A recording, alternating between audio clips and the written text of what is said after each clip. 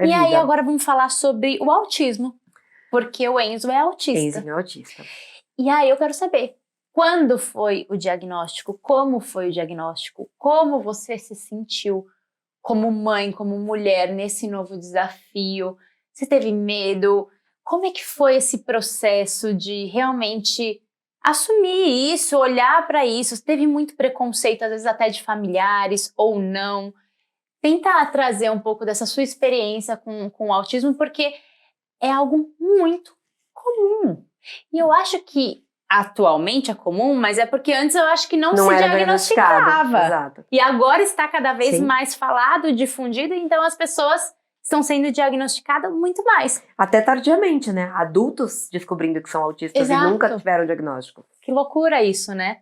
Conta pra mim um pouquinho da sua experiência. Então, o Enzo teve um desenvolvimento bem típico, né? A gente, até para antecipar, a gente divide a crianças dentro do espectro autista e até com outros transtornos de neuroatípicos. E neurotípicos para criança que tem um desenvolvimento, né, normal, digamos assim.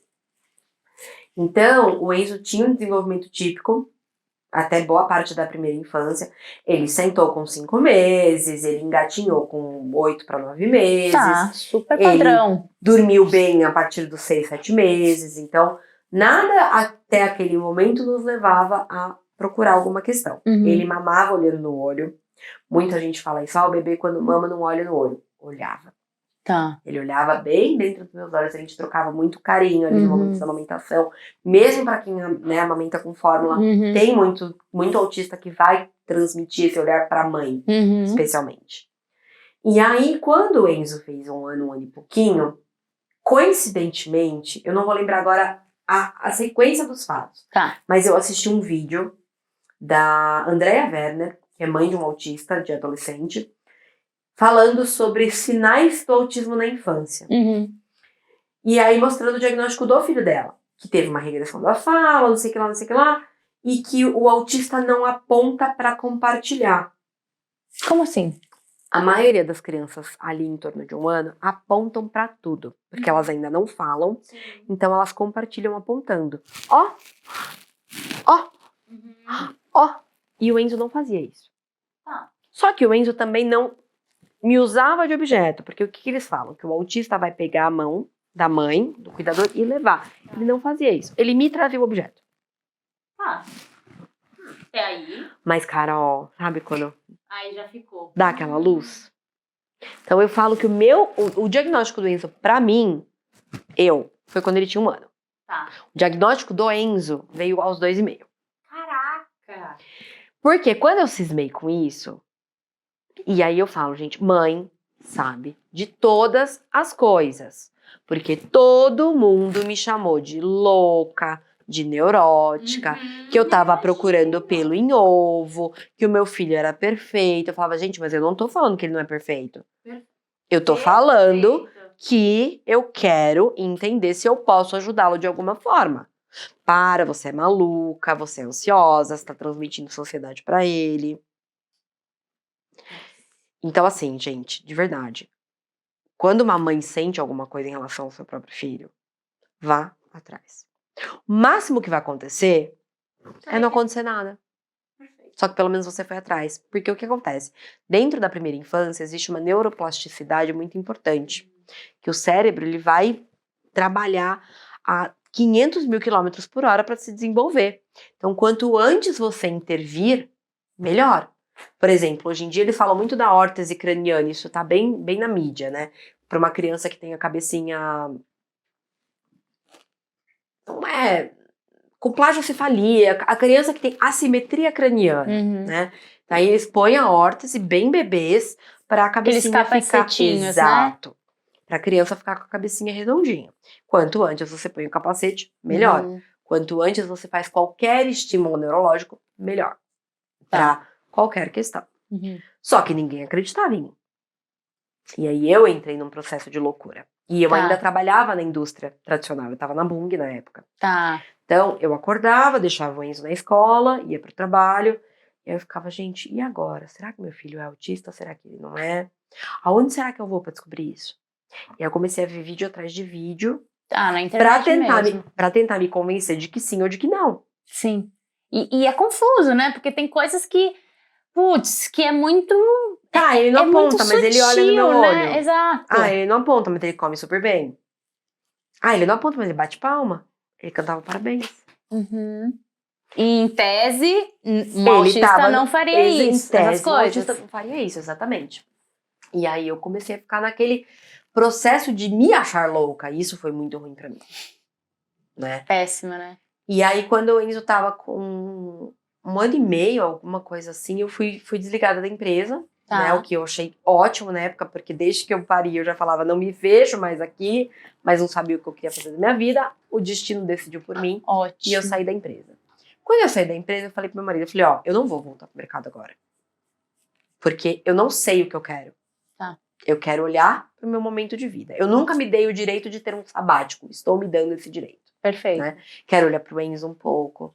Quero entender o que eu quero da vida. Porque assim, desde que eu pari, qualquer amiga minha que ficava grávida, eu queria sentar do meu lado, vem cá, deixa eu te explicar. Meu Deus, uma grávida, eu preciso contar tudo pra ela. Tá. Então eu tava vivendo muito aquele romantismo ainda do que eu tinha passado. Uhum. E aí eu falei, vai ser bom pra mim tirar esse tempo. E aí eu fui fazer o curso de doula pra conhecer mais, nem sabia se eu queria atuar. Depois, óbvio, que eu me apaixonei. Mas eu fui fazer o curso de doula pra conhecer mais sobre aquilo que eu tinha vivido.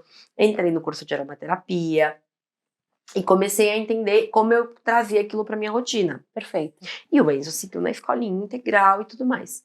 Porque antes ele já ia pra escolinha integral. Então ele continuou. Não tirei, exato. Só levava um pouquinho mais tarde, buscava um pouquinho mais cedo. E aí a escola, quando ele fez 2 anos, sentou pra conversar comigo. Falou, olha, Nath, o Enzo, ele tá com alguns comportamentos de se afastar do grupo. A professora na época até trouxe um comportamento um pouco bebezão demais. Ela falou que ele tava bebezão demais. Ela falou assim, pra uma criança de 2 anos ele já deveria, né, não ser tão assim, mas talvez possa ser dos cuidadores. Tá. Putz, que delicado, né? O que eu também acho uma baita sacanagem, porque joga nas costas da mãe, né? Você tá tratando seu filho como bebê, é por isso que ele não se desenvolve. Exato. Mas enfim, superei já essa parte. O Enzo hoje estuda numa escola Waldorf, então é muito diferente. Mas naquela época, isso foi o sinal que eu precisava pra falar para outras pessoas, ó. Gente, eu não tô tão louca. Né? Exato. E aí eu já queria levar o Enzo pra fono, porque pra mim a questão tava só na fala. E no pediatra, ok, desenvolvimento bom, tudo seguia normal, exato. E aí quando eu surtei e falei que eu queria levar ele pra fono, a pediatra do Enzo, Porque ele falou normal ou não? Ele falou normal, ele tinha uma fala mais inteligível, com algumas dentro do marco, né? E aí, dentro do marco para aquela idade, 2 anos e pouquinho. Então, assim, hoje ele tem um atraso relativo na fala, mas naquela época tava dentro ali do marco. Então, por isso que eu pensei na fono. Tá, legal. E aí eu levei pra a pediatra virou pra mim e falou assim, ó, eu sei que você quer levar na fono, mas vem aqui conversar comigo antes. Porque a pediatra dele é muito focada em desenvolvimento. Legal. Ela trabalha com antroposofia também, é homeopata. Falou, eu queria conversar com vocês. Porque eu já tava surtada. Falei, tá vendo? Eu falei que tinha alguma coisa. E aí fomos no pediatra. Eu brinco que o Enzo sabia que aquela consulta não era pra ele, era pra mim. Porque ele dormiu a consulta inteira. E eu pude chorar, pude conversar. Caraca. Né? Então falei sobre meus medos, sobre o susto que aquilo me trazia. E aí ela pediu pro meu marido falar, e você, Gustavo, o que você acha de tudo isso, né? Só que o Gustavo não podia ter filho antes de ter o Enzo. Então, pro Gustavo, ele olhava pro Enzo assim, até hoje. Ele não vê absolutamente nada de errado, em nenhum momento. E não é que você veja alguma coisa de errado, mas como mãe é importante você ver marcos de desenvolvimento que não estão sendo atingidos para poder ajudar a própria criança. Né? O diagnóstico de autismo do Enzo nunca foi para mim. Para ele se desenvolver, né? Para você conseguir dar recursos. Para ele poder ter os apoios necessários para uma vida positiva, para ele saber quem ele é. Porque assim, ele sempre vai ser autista. Não existe sair do espectro. Não existe. Isso é... A criança cresce, passa a ter uma vida normal e as pessoas acham que ela saiu do espectro. Não existe sair do espectro porque o autismo não é uma doença, ele é um transtorno de desenvolvimento. Perfeito. Então ele sempre vai ser autista. né? Talvez ele tenha uma vida realmente normal, faça faculdade, namore, case, tenha filhos, mas ele sempre vai ter questões do autismo. Ele sempre vai ter gatilhos que possam deixar ele mais ansioso, ele sempre vai ter manias, hiperfoco e coisas até positivas. O Enzo conhece todas as bandeiras do mundo com 6 anos, porque é o hiperfoco dele. Ele sabe a cor de cada uma delas. Gente, nem eu sei isso. Eu também aprendi e acho que eu nunca soube, na verdade. Ele conhece Burundi, Ilha Seychelles, conhece todas. Então, assim, o autista... Tomara que ele não peça pra você viajar pra todas as bandeiras do mundo, né? Não, e aí, às Ou vezes peça, né? Pra alguns lugares eu quero, mas uma vez ele falou, mamãe, eu vou mandar você pra não sei aonde, papai pra não sei aonde, vovó pra não sei aonde. Você, mamãe, eu vou mandar pra Venezuela. E bem na época que a Venezuela tava aquele caos, eu falei, ô filho, manda a mamãe pra outro lugar. Manda a mamãe aqui pra Argentina, pro Chile, pro Paraguai. Muito bom. Então, assim, o hiperfoco faz parte do autismo. Então, poder dar aquele apoio pra ele, pra mim, tava sendo muito difícil, mas muito libertador. Então, eu encarei. E aí, elas falaram, ó, vamos, ao invés de você levar ele na fono, vamos fazer uma avaliação multidisciplinar. Porque, assim, o diagnóstico de autismo, Carol, ele é clínico. Não existe exame pra diagnosticar autismo. Entendi. Então, é feita uma série Não de... existe nada no cérebro nada. que faça uma... É um mistério. Cura, não sabia disso. Nada que possa ser diagnosticado.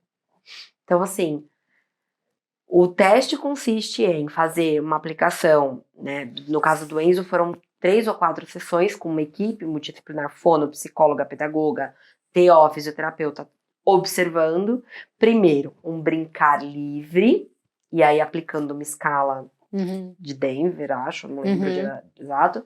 Depois um brincar direcionado, para ver o que ele traz, um brincar mais direcionado ainda, e um feedback. E aí, nesse feedback, veio uma questão de que o Enzo tinha dificuldade em compartilhar.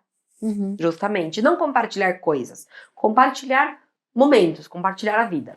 Ele não conseguia trazer isso. Então, é por isso que ele não tinha interesse em mostrar, tipo, ele viu essa luz, ele gostou, mas ele não sente vontade de te contar. Por isso que ele não apontava, não te puxava. Porque quando ele queria alguma coisa, ele usava água. Porque ele queria água. Mas ele não falava, tipo, o mar. Entendi. Ele não dividia comigo. Ele só solicitava. E aí elas trouxeram uma questão de não levar para fono, de levar para terapeuta ocupacional. Falei, nossa. Por quê? Porque a dificuldade do Enzo... Da socialização? É motora. E a fala é uma coordenação motora fina. Achei que terapia ocupacional era para socialização. Não, a terapia ocupacional mexe com procepção, movimento vestibular. Perfeito. E aí elas falaram, isso inclusive vai ajudar na fala. Ele, tá bom, vamos lá.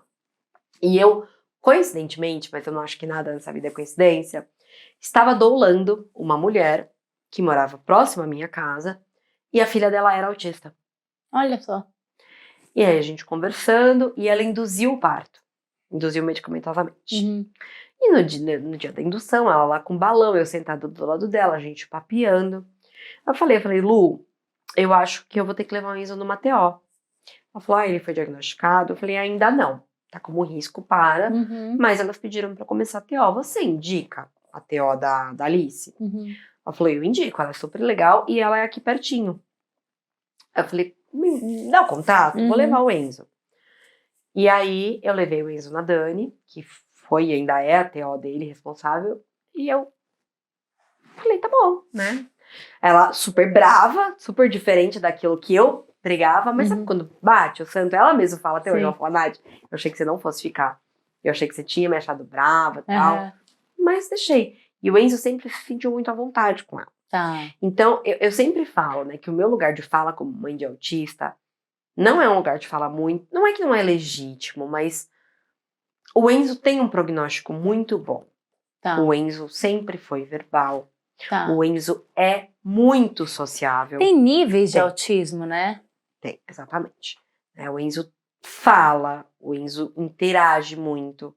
O Enzo é aquele autista que ele é mais invasivo do que introspectivo. Tá. Do tipo, a gente tá aqui conversando, ele não consegue deixar a gente conversar. Ele quer invadir, ele quer participar, ele quer brincar com gente que não quer brincar com ele, ele acaba insistindo. Então, é um outro desafio de trazer, mas o que eu acho que toda mãe de autista teme é aquela criança que vai ficar isolada num canto, que tem muita estereotipia. Quando fala em autismo, é isso que a gente imagina, né? A gente visualiza a criança quietinha no canto, que tem aqueles movimentos repetitivos, com a mãozinha.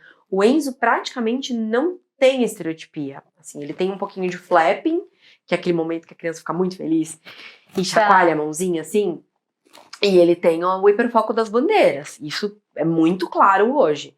Mas estereotipia de ter esse momento de se balançar, ele nunca teve.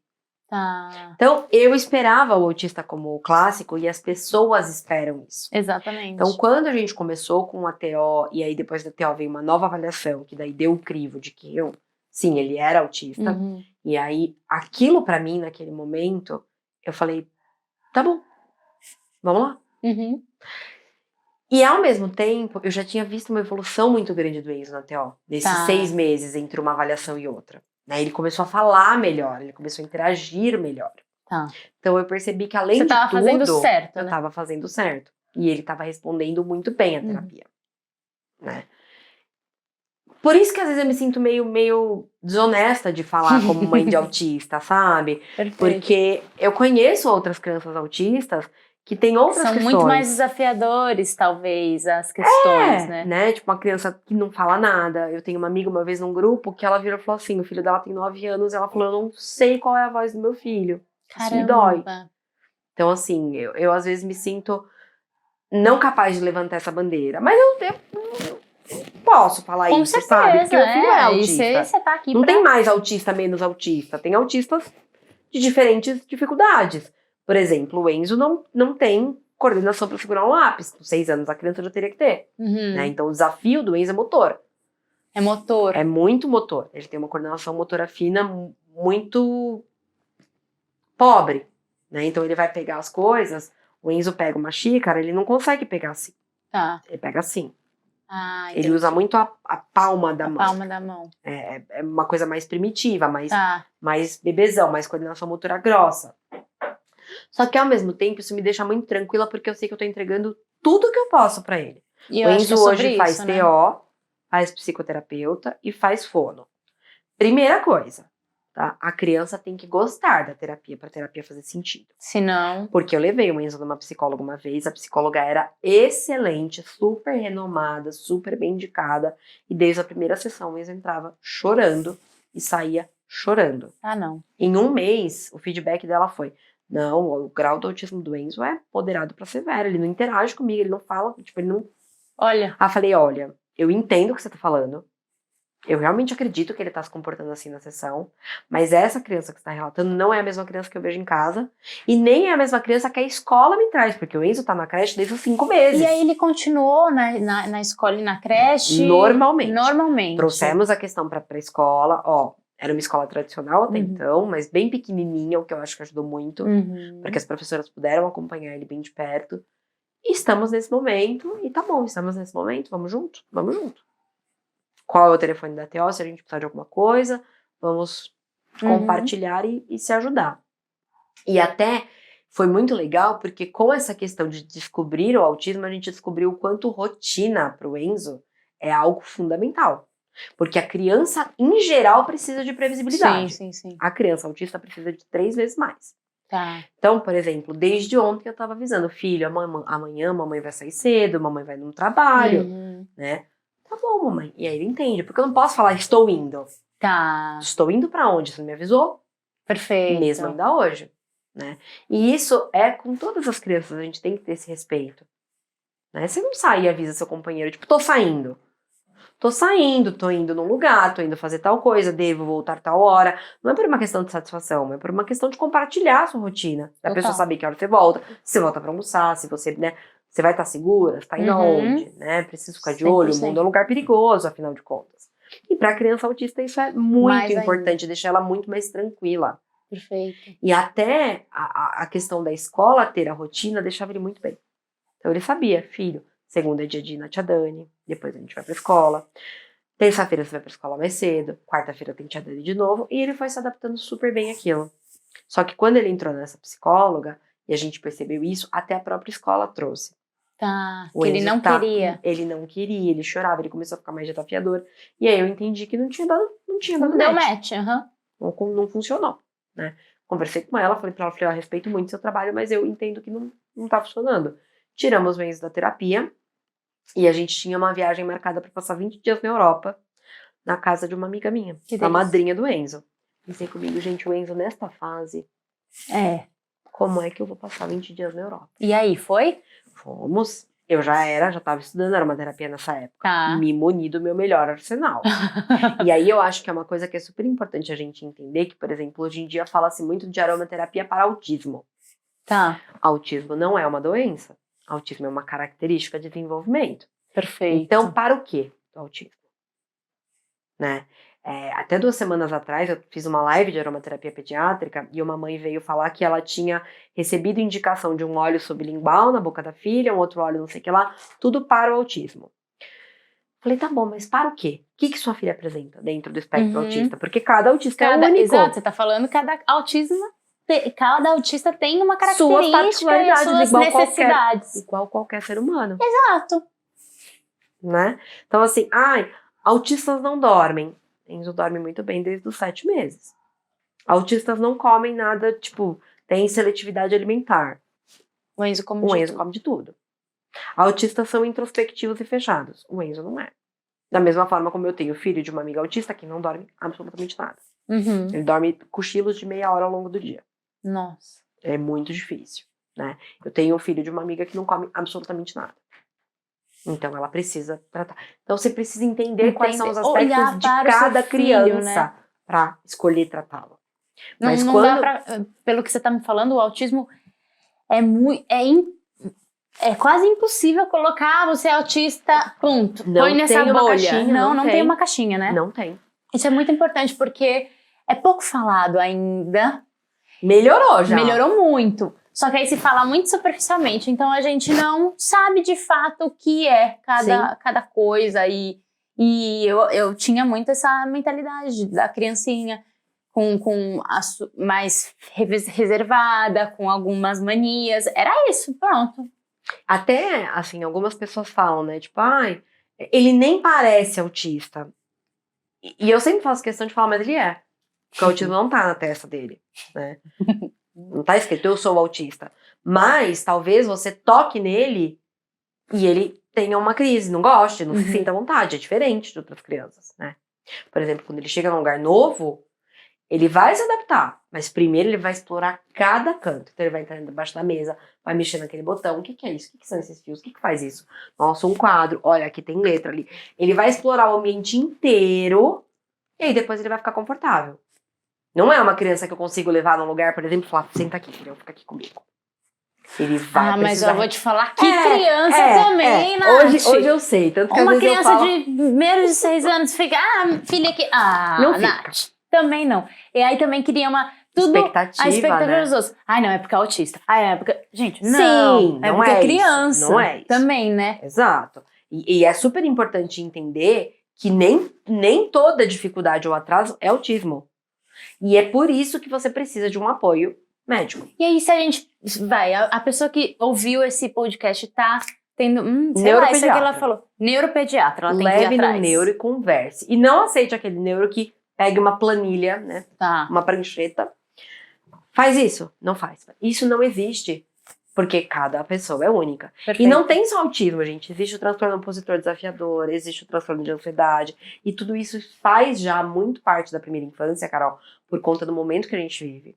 As crianças estão mais expostas à tela. E longe de culpar a mãe que deixa a criança na tela. Porque a gente sabe também que essa mãe não tem rede de apoio. E que às vezes a tela é a melhor babá que ela tem para poder fazer uma comida do próprio filho. Tá tudo bem. Mas essa exposição excessiva à tela pode levar a um atraso de fala, a um atraso de sociabilidade, né? A criança que muitas vezes ficou na pandemia só com muito adultos tem dificuldade de brincar porque não criou. Não cria. Tá tudo porque bem? Brincadeira de criança é muito diferente de brincadeira de criança e adulto, né? Exato, né? Então a gente precisa olhar para tudo isso de forma bem integral. O diagnóstico do Enzo foi muito pré-pandemia. Então era um outro momento, era um momento muito mais fácil, onde a escola pôde observar muito bem o que estava acontecendo, né? Perfeito. Mas é uma neuropediatra ou uma neuropsicóloga o melhor profissional para avaliar essa criança. Perfeito. E assim, chegue e leve de coração. Ó, eu estou desconfiada disso. Aconteceu isso. Quem eu procuro? E brigue pelo seu filho. Porque só ele vai poder dar esse feedback.